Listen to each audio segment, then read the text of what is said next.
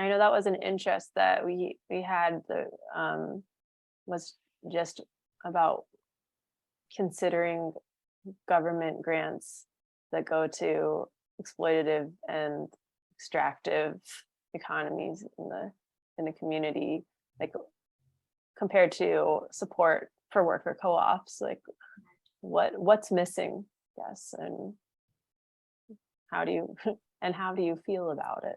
It's a loaded question, maybe.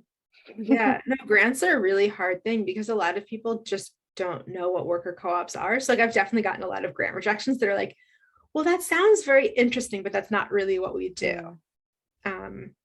And part of me has been tempted to like stop describing the worker co-op part of what we do and to start focusing on the like why we do it. Right, because our mission statement is like about worker co-ops for the purpose of creating racial, economic, and gender justice in our communities.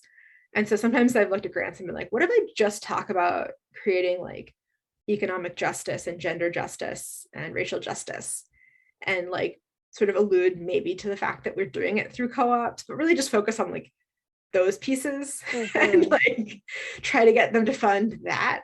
And I'll use worker co-ops to do that.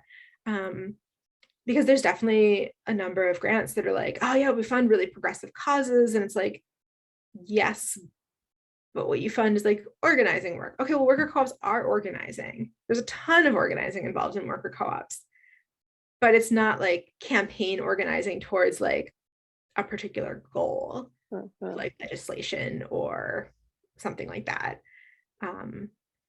We're creating jobs, but we're not just like feeding into like local industry to like support big businesses that already exist here by like training more people to work for them. Like it doesn't quite fit into a lot of places.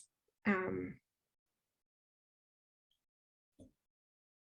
you're not sending people into the meat grinder and dressing that process up.